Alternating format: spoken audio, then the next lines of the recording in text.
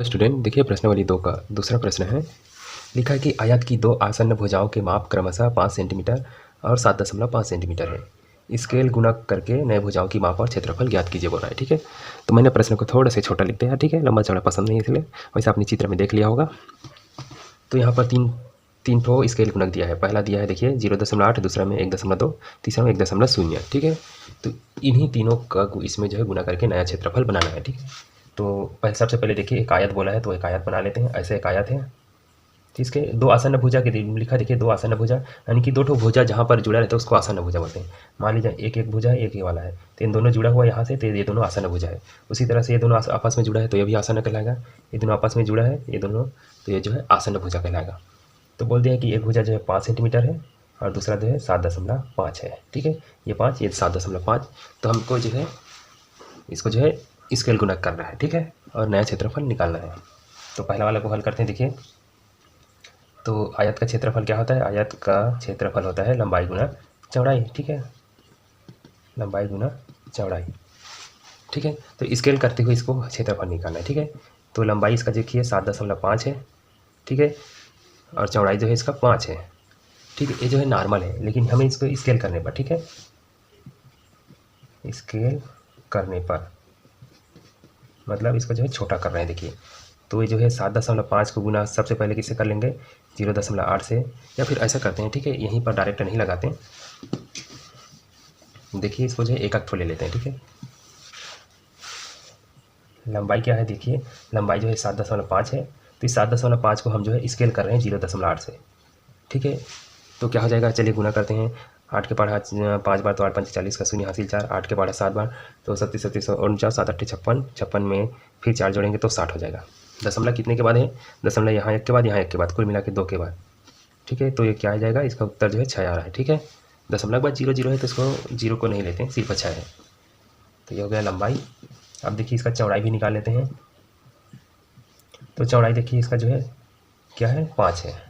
5 का गुना हम 0.8 से करेंगे तो क्या हो जाएगा? 8 पंचे 40, और 0 का गुना बाद में नहीं करेंगे, कुछ भी नहीं होता। तो एक जन के बाद दशमलव है तो एक जन के बाद दशमलव, तो ये जो है 4 आ जाएगा। देखिए, दशमलव के बाद शून्य है तो शून्य को नहीं लिखा जाता। ठीक है, तो अब इसका जो है आयत का क्षेत्रफल निकालेंगे तो क्या हो जाएगा? आयत का क्षेत्रफल, तो आयत का क्षेत्रफल हो जाएगा 6 गुना 4 यानी कि 24। ठीक है, सेंटीमीटर दिया हुआ है तो हम जो इसको वर्ग सेंटीमीटर लिखेंगे, या फिर ऐसे कर दो। ठीक है, इसको भी वर्ग सेंटीमीटर ही पढ़ा जाता है। ये हो गया। चलिए अब दूसरा देखते हैं, यही इसका आंसर है।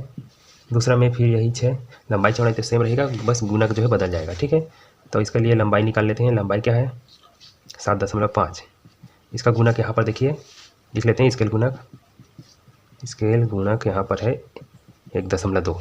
ठीक है, इसमें स्केल गुणक जो है यहाँ पर लिख लेते हैं, इसमें भी स्केल गुणक बराबर 0.8। 0.8 से गुना कर रहे हैं, यहाँ 1.2 से गुना करेंगे। तो लंबाई जो है 7.5 का गुना 1.2 से करेंगे तो देखिए 5 दूनी 10 का शून्य हासिल 1, और 7 दूनी 14 या 2 7 14 1 15, एक जगह छोड़ेंगे, ये 5 का 5, ये 7 का 7, तो क्या होगा? शून्य, 5 5 10 का शून्य हासिल 1, तो ये जो है 9। कितने के बाद दशमलव? एक जन के, कुल मिला 2 जन के बाद, तो इसका उत्तर जो है 9 आ रहा है। ठीक है, तो आपको जो है इस तरह से गुना यहाँ पर सामने में नहीं करना है। ठीक है, कहीं साइड में कर लेना है, डायरेक्ट यहाँ उत्तर को लिखना है। ठीक है, तो 9 आया है। इसी तरह से इसका चौड़ाई भी निकाल लेते हैं। चौड़ाई देखिए 5 है, इस 5 का गुना स्केल गुणक से करना है। देखिए 1.2 से, तो 12 पंचे 60 होता है, एक जन के बाद दशमलव है तो 6 ही आएगा कुल मिला के, तो 6 लिखना है। ठीक है, या 5 के पढ़ा हमें उल्टा पढ़ दिया, 12 बार तो भी 60 आएगा, या 5 बार बिना दशमलव देखे। ठीक है, तो 6 आ गया। तो आयत का क्षेत्रफल क्या हो जाएगा? 9 गुना 6 यानी कि 6 नियम 54 सेंटीमीटर वर्ग। ठीक है, तो ये भी एक आंसर आ गया। अब तीसरा दिया है, देखिए स्केल गुणक यहाँ पर 1 लिखे हैं। ठीक है, स्केल गुणक 1.0 यानी कि 1 ही है। ठीक है, शून्य का कोई मतलब नहीं है, दशमलव उसके पहले लग गया है इसलिए। तो इसमें लंबाई क्या आ जाएगा? देखिए लंबाई इसमें जो है वही 7.5 है।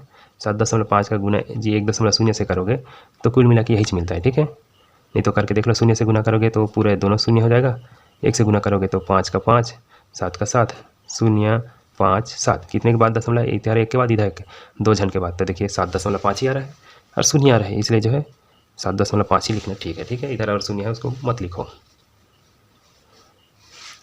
ये हो गया। अब देखिए इसका चौड़ाई भी निकाल लेते हैं। चौड़ाई तो आपको पता ही है 5 है, ठीक है। इसको भी 1.0 से गुना करोगे तो भी 5 ही आएगा, ठीक है। तो इसका आयत का क्षेत्रफल हो जाएगा, आयत का क्षेत्रफल 7.5 गुना 5, ठीक है। 7.5 गुना 5 कर रहे हैं। चलिए इसका गुना करते हैं। तो 5 में 25 का 5 हासिल 2, 5 7 35, 35 में 2 जोड़ेंगे तो 37। एक जन के बाद दशमलव है तो यही आंसर, ठीक है। सेंटीमीटर है तो सेंटीमीटर वर्ग लिख दो, ठीक है। तो इस तरह से इसको बनाया जाता है। उम्मीद करता हूँ आपको वीडियो समझ में आया होगा, सरल लगा होगा, ठीक है। तो यही सब आंसर है। देखिए इसके लंबाई चौड़ाई यहाँ 4 6 4 24 हो गया, 9 6 इधर 54, इधर 7.5 और 5 37.5। इस तरह से यही इसका आंसर है, ठीक है। वीडियो अच्छा लगा होगा तो लाइक कर दो, चैनल को सब्सक्राइब नहीं किए होंगे तो सब्सक्राइब भी करके जाना। कमेंट का इंतजार रहेगा आपका, कमेंट करके जरूर बताना कैसा लगा। मिलते हैं और भी प्रश्नों के साथ।